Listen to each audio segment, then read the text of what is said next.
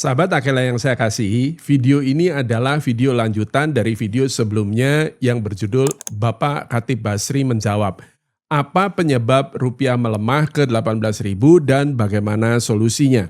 Dan sesudah pemaparan yang diberikan oleh beliau, Bapak Khatib Basri, mari kita lihat strategi apa yang ditempuh oleh pemerintah dan bank sentral sehubungan dengan kebijakan fiskal dan moneter.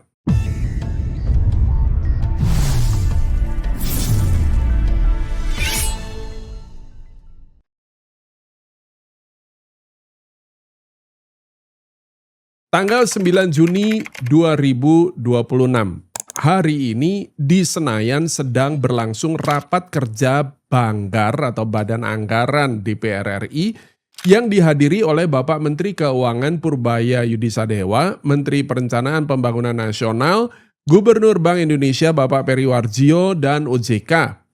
Salah satu slide yang dipaparkan berjudul 7 langkah untuk menjaga stabilitas ekonomi dan ketahanan nasional.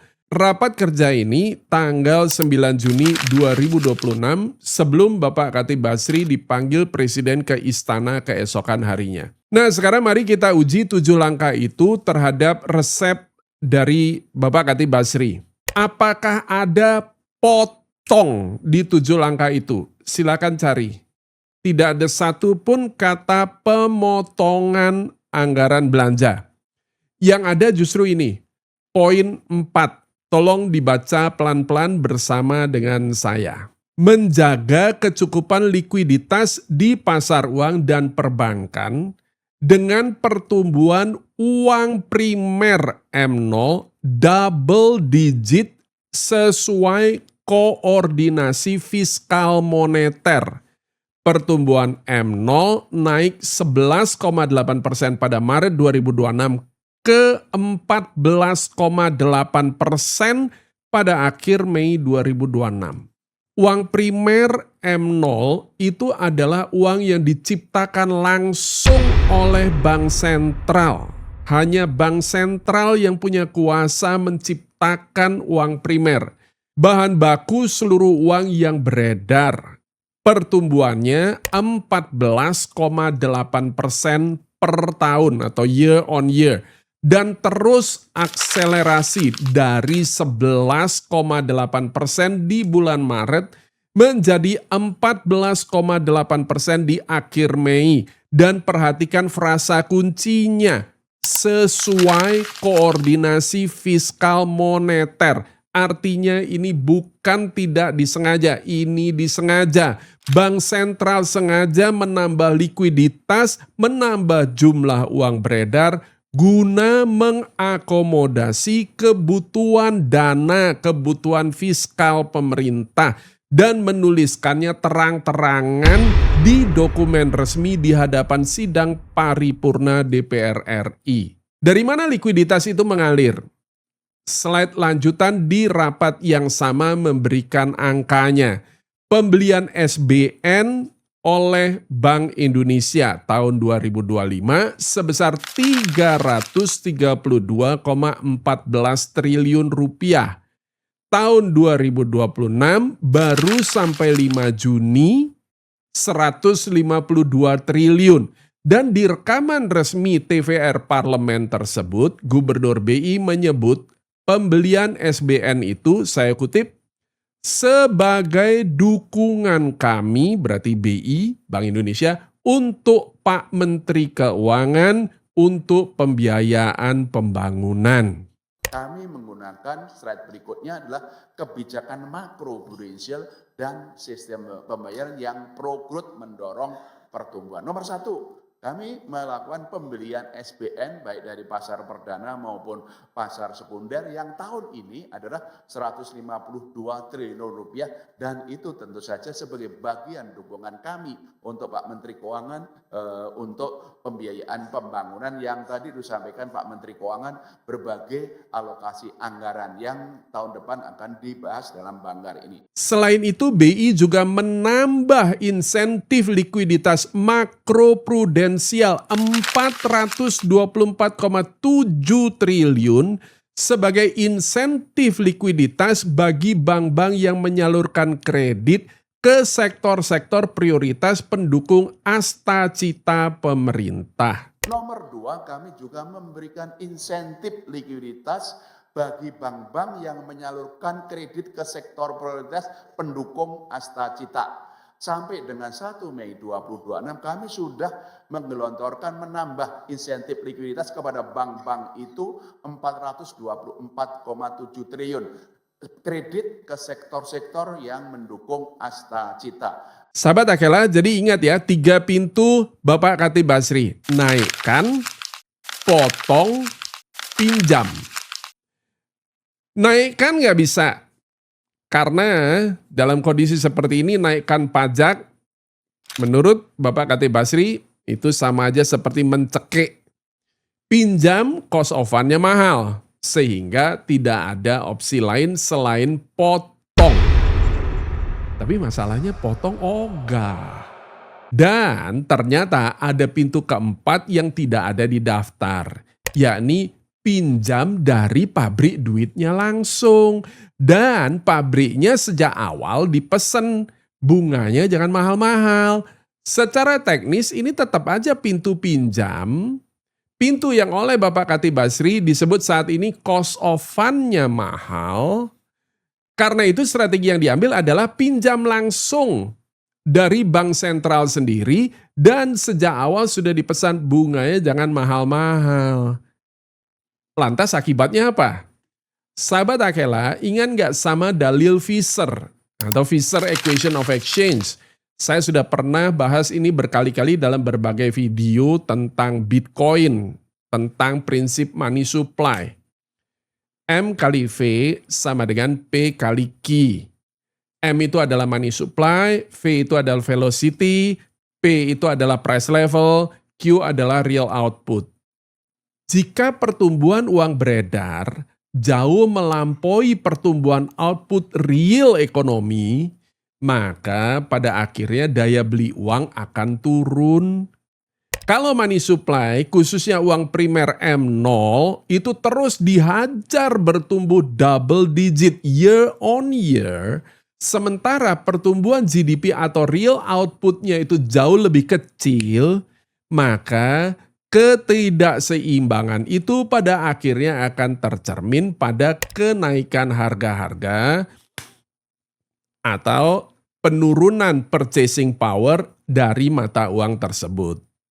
Dan dalam konteks negara emerging market seperti Indonesia, tekanan itu seringkali pertama kali nampak pada pelemahan nilai tukar, imported inflation, serta naiknya harga barang dan energi. Gagasan Indonesia cetak uang banyak-banyak ini sesungguhnya sudah beredar sejak lama. Seingat saya dulu pernah ada influencer YouTube yang ramai karena gagasannya supaya Indonesia itu cetak uang banyak-banyak dengan mengusung judul MMT alias Modern Monetary Theory.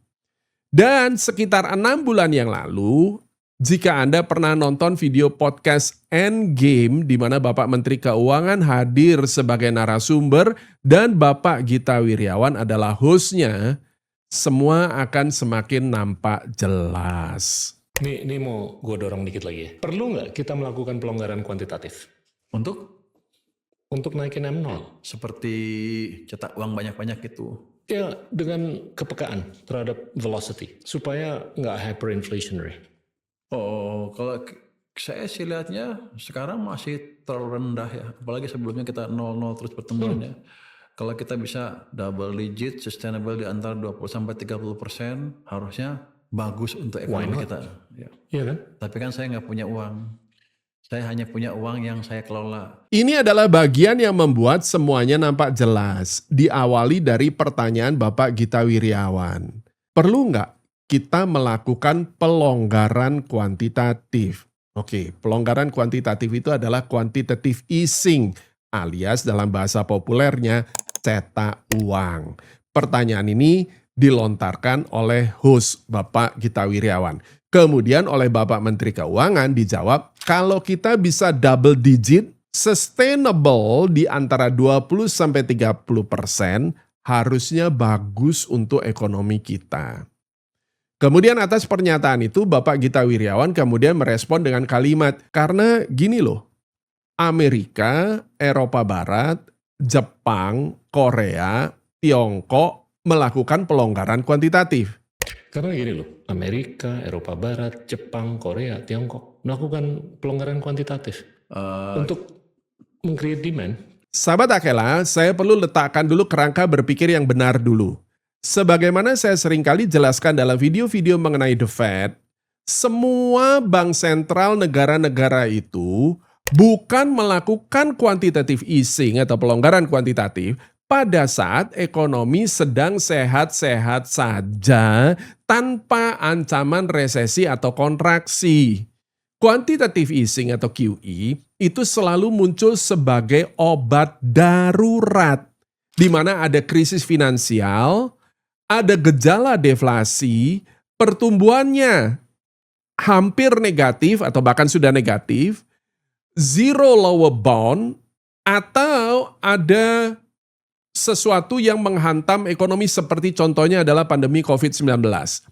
Dalam konteks The Fed, QE itu adalah langkah terakhir yang ditempuh The Fed sesudah mereka memangkas suku bunga hingga 0,25%. Sehingga sudah habis, nggak bisa dipangkas lagi. Apanya mau dipangkas, masa sampai negatif gitu kan.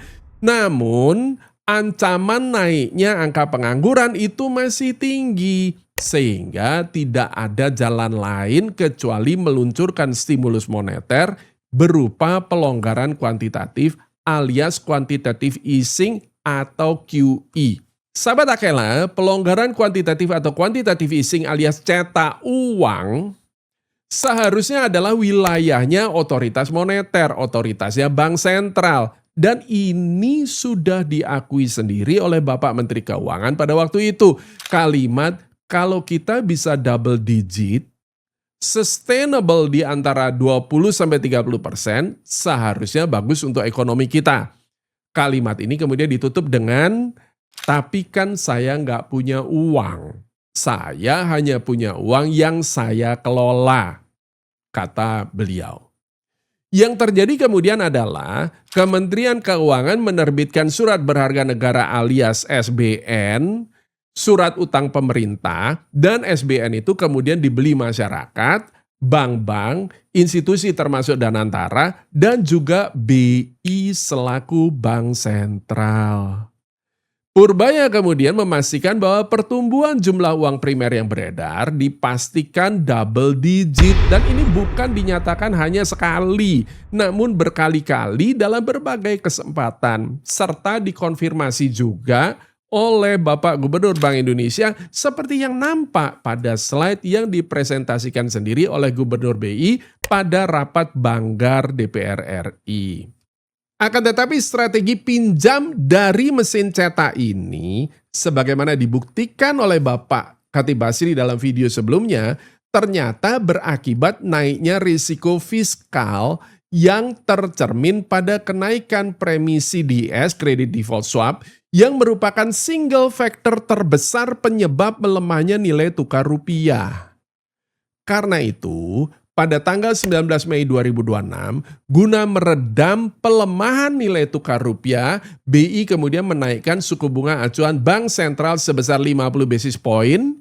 Kemudian pada tanggal 9 Juni kembali lagi naikkan suku bunga BI 25 basis point. Yang kedua ini dilakukan di luar jadwal RDG normal dan langkah ini diambil karena tekanan terhadap rupiah sudah sedemikian berat bahkan menyebabkan nilai tukar ini menembus level Rp18.200 per dolarnya.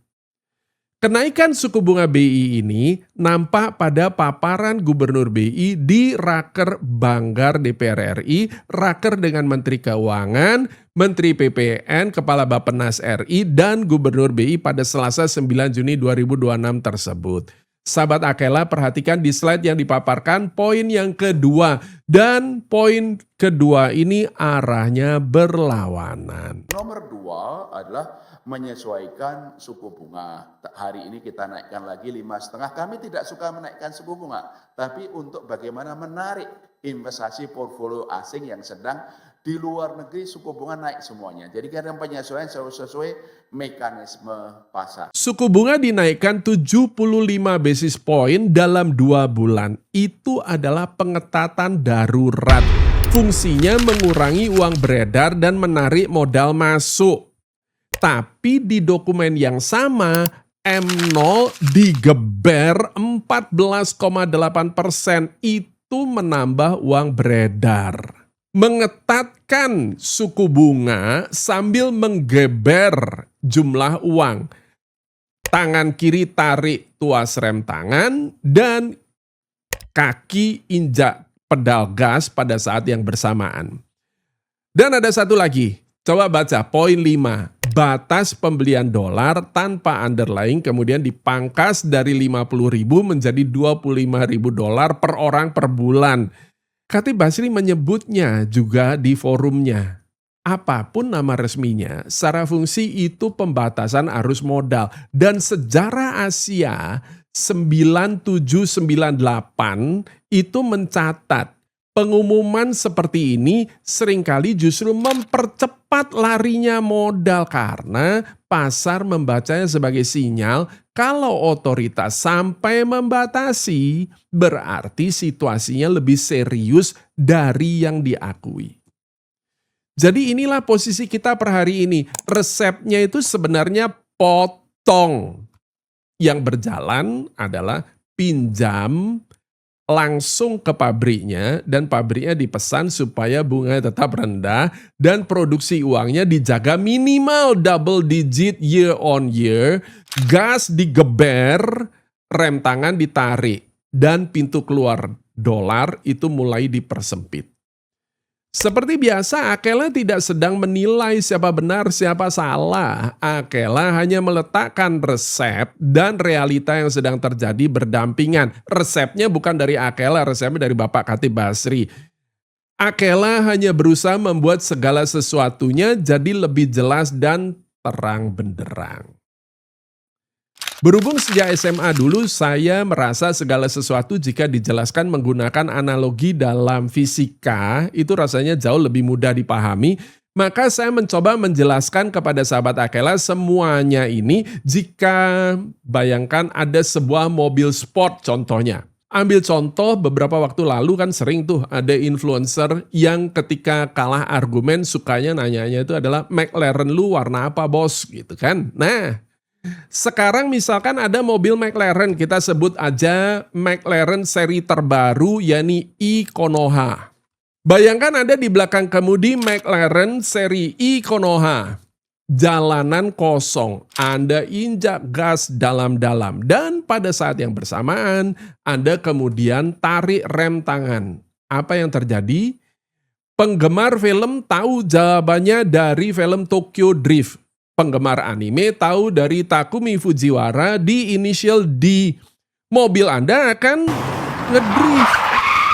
Saya meminjam analogi dalam fisika untuk memahami ekonomi. Sejujurnya saya tidak tahu istilahnya apa, akan tetapi terinspirasi dari tradisi ekonofisik atau ekonofisika dari Bachelier sampai Mandelbrot.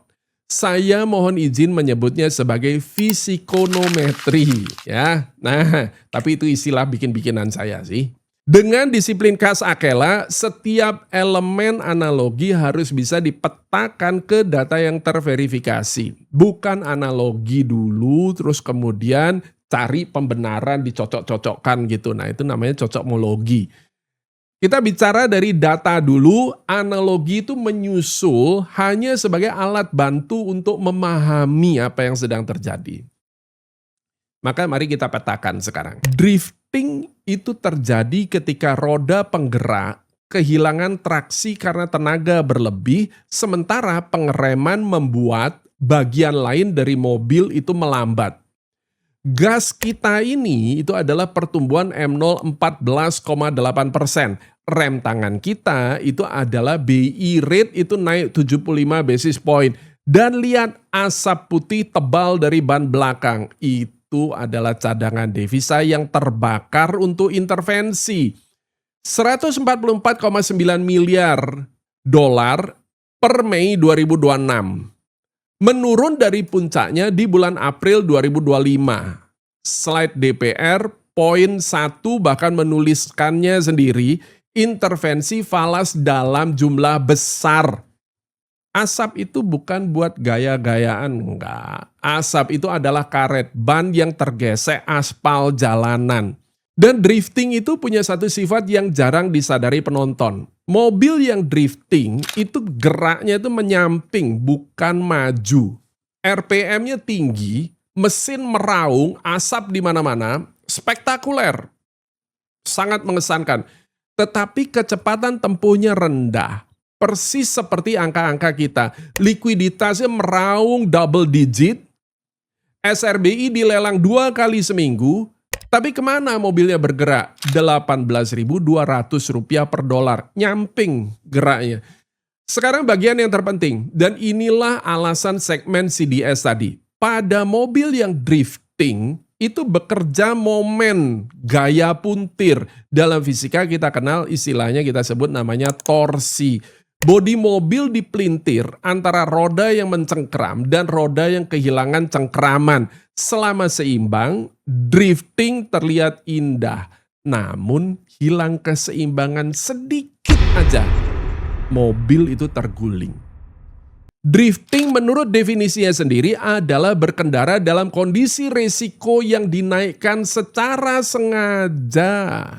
Dalam ekonomi, torsi itu nampak pada naiknya risk premium. Premi resiko dan premi resiko termonitor di mana? Sahabat Akela sudah tahu jawabannya. Di premi credit default swap CDS. Ketika rem dan gas itu diinjak bersamaan, pasar melihat torsi yang menumpuk di kasis mobil dan menaikkan premi asuransinya. Itulah kenapa CDS Indonesia naik 50% dalam 6 bulan. Lingkarannya kini tertutup penuh. Kebijakan yang berlawanan arah menciptakan torsi. Torsi terbaca di CDS. CDS yang naik menyeret rupiah terbukti lewat Granger Casualty yang dipresentasikan pembuktiannya oleh Bapak Khatib Basri dalam pemaparannya. Dan rupiah yang melemah memaksa intervensi yang membakar lebih banyak ban. Dari awal video sampai titik ini semuanya tuh klop satu cerita. Satu lagi fakta fisika yang harus kita ingat. Mobil ngedrift tidak terguling pada saat kecepatan tertingginya. Mobil ngedrift akan terguling ketika grip kembali secara mendadak. Ban tiba-tiba mencengkram, seluruh torsi yang tertumpuk dilepas dalam sepersekian detik dan mobil terlempar. Para pembalap menyebutnya snap. Dalam ekonomi, snap itu bernama sudden stop. Momen ketika modal asing yang selama ini dibujuk, diundang masuk, bahkan disubsidi biaya lindung nilainya seperti yang tertulis di slide DPR poin ketiga, ternyata akhirnya berbalik keluar serempak karena satu pemicu. Bisa macam-macam pemicunya. Bisa karena misalnya faktor eksternal eskalasi di Selat Hormuz terjadi bersamaan dengan penurunan rating dari lembaga pemeringkat dan ada satu lelang surat utang yang sepi peminat. Dalam dunia makroekonomi ini dikenal dengan sebutan perfect storm. Sahabat Akela, mari kita rangkum sekarang. Resepnya itu sudah ada, dipresentasikan secara terbuka oleh Bapak Khatib Basri. Dari 3 pintu, naikkan tertutup, pinjam kosovannya mahal. CDS hampir 100 basis point adalah label harganya. Maka jawabannya itu adalah potong, selektif, plus pembenahan administrasi pajak. Realitanya hari ini hitam di atas putih di dokumen yang tersaji di Banggar DPR itu bukan potong. M0 14,8% atas nama koordinasi fiskal moneter. Moneter tunduk pada kepentingan fiskal. Sambil rem tangan ditarik 75 basis point. Ekonomi kita ngedrift spektakuler di permukaan. Menyamping pada kenyataannya. Dengan torsi yang terus menumpuk dan terbaca jelas di premi asuransi negara yang namanya credit default swap. Lalu kenapa? Kenapa resep yang semua orang tahu tidak dipakai? Bapak Khatib Basri kemudian menutup paparannya dengan mengutip Jean-Claude Juncker, mantan Perdana Menteri Luksemburg. Jadi solusinya hanya bahwa fiskalnya itu kemudian harus dirationalize untuk mengadres isu itu. Jadi mungkin bisa dilakukan combined revenue, misalnya dengan tax admin. Persoalannya adalah saya suka untuk mengquote apa yang disebut oleh Jean-Claude Juncker. Dia bilang, we all know what to do, we just don't know how to get re-elected after we've done it. Kita semua tahu apa yang harus dilakukan. Kita hanya tidak tahu bagaimana caranya terpilih kembali setelah melakukannya. Itu kata Juncker. Bukan kata Akela. Dan itu bukan sindiran untuk satu pemerintah tertentu. Enggak, ini cuman ngutip Bapak Khatib Basri. Itu hukum gravitasi politik yang berlaku di demokrasi manapun di dunia. Karena memotong anggaran belanja itu sakitnya memang sekarang, tapi manfaatnya nanti.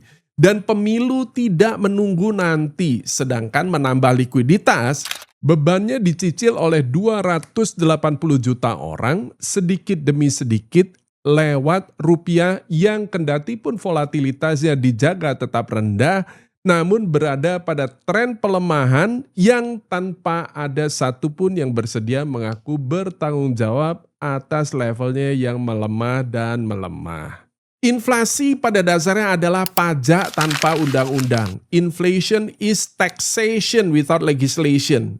Dan kalimat itu bukan milik saya, itu bukan kata-kata saya.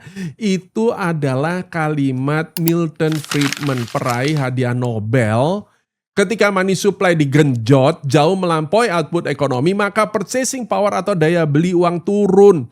Fisher Equation of Exchange. Khatib Basri mengutip satu kalimat lagi dari Thomas Sowell. Thomas Sowell dari Stanford itu pernah bicara begini. The first lesson of economics is scarcity because there is never enough resources to satisfy anyone's want. But the problem is the first lesson of politics is how to ignore the first lesson of economics. Pelajaran pertama ekonomi adalah kelangkaan, pelajaran pertama politik adalah cara mengabaikan pelajaran pertama ekonomi. Dan soal Milton Friedman tadi, ada cerita yang jauh lebih menarik sahabat Akela. Menteri Keuangan kita, Bapak Purbaya justru mengutip Milton Friedman sebagai dasar kebijakan likuiditasnya. Diawali dari pertanyaan Bapak Gita Wirjawan. Kenapa Milton Friedman? Balik ke filsafat. Saya nggak ngerti filsafat. Kenapa Ini berat Milton? banget ya.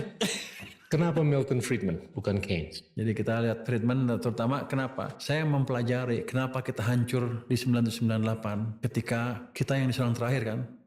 Spekulatif attack kan di Thailand dulu, Korea, Malaysia, Singapura. Siap. Kita yang terakhir loh. Tapi kita yang jatuh paling dalam. Kita mengalami kontraksi 13,1% di tahun 1998. Ya. Yang lain 6%, 6,5% dan baliknya lebih cepat. Kita lama baliknya. Salah kita di mana? Saya tanya ke profesor saya, belajar di mana? Lu baca buku Milton Friedman itu, habis itu baca Bernanke juga, dia mempelajari krisis. Jadi saya baca buku Friedman itu, terus saya baca buku Bernanke. Karena dia turunan dari Friedman juga kayaknya. Kelihatannya sama-sama ilmunya. Jadi dari situ saya lihat, oh kita salah kaprah nih tahun 1998. Jadi waktu krisis, untuk mendefense currency kita naikin bunga ke 60%. Jelas, real sektor berhenti bergerak. Kita berpikir kan, ini pasti kita menjalankan kebijakan uang ketat. Harusnya betul kan, tapi enggak. Kalau kita lihat M0-nya, dia cetak uang sampai M0-nya tembus 100% lebih. Jadi kita menjalankan kebijakan yang bertentangan. Kalau dia mau tight, M0-nya dinegatifin sekalian. Kalau mau loose, M0-nya tambah. Karena kita menjalankan kebijakan yang ngaco, setan-setannya keluar semua kan. Seperti saya bilang DPR itu. Bunga yang tinggi menghancurkan real sektor, M0 yang tinggi menghancurkan apa? Rupiah, sama inflasi yang enggak ketulungan. Penjelasan Bapak Menteri Keuangan, beliau menjelaskan sendiri bahwa di tahun 1998 yang terjadi adalah ada dua kebijakan yang bertentangan. Di satu sisi rem tangan ditarik, suku bunga dinaikkan hingga 60% dan ini mematikan sektor real.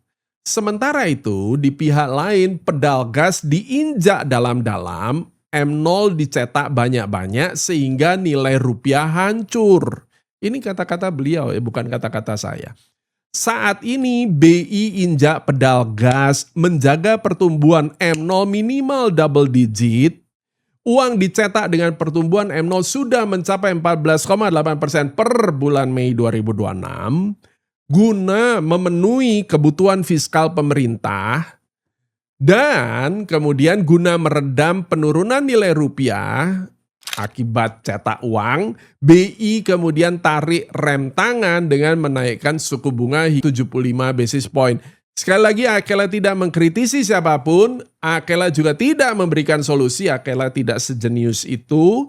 Bapak Khatib Basri dalam video sebelumnya sudah menjelaskan solusi beliau panjang lebar disertai pembuktian secara statistik.